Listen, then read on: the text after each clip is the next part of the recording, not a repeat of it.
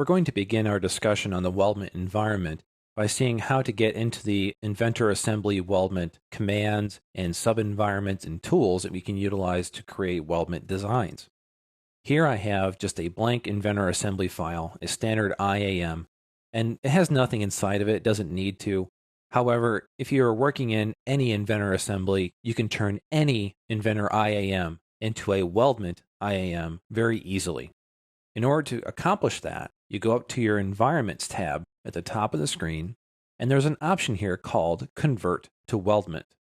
Now, if I select this, you will get a message that tells you that this is a one-way street. Once you convert something into a weldment, you can no longer take it back to a traditional Inventor Assembly file. Now, this has certain implications to your designs.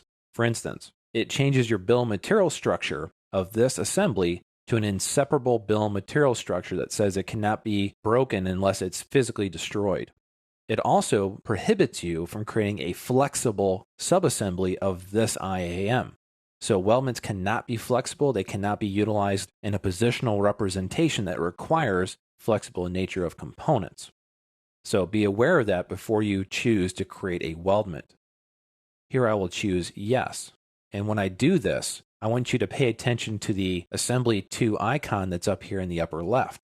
It will change from a standard looking assembly file into a weldment icon. Before you get to that point, though, you do need to choose what standard you want and what you want your weld bead material to be for welding procedures. Notice you do have the option to change your BOM structure to something else if you do not want it to be inseparable, but the default is inseparable. I'll choose OK. You see the icon now has changed to this set of blue plates with a red fillet weld icon looking on it. The other thing you will notice is I have new nodes on my left-hand side. I have a preparations, a welds, and machining node. Now these nodes are unique to the Weldment environment, and they allow you to do certain tasks which are unique to the sub-environment of Autodesk Inventor's IAMs. Perhaps the most important thing to know about those particular nodes is whatever you do inside of them will only maintain inside of the assembly environment. They do not propagate down into the part level whenever you do a preparation or machining.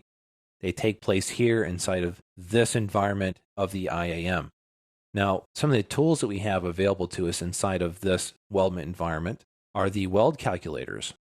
So if I go up to my weld panel and expand that down, we have some tools that will help us calculate some good techniques and calculations for different types of welds.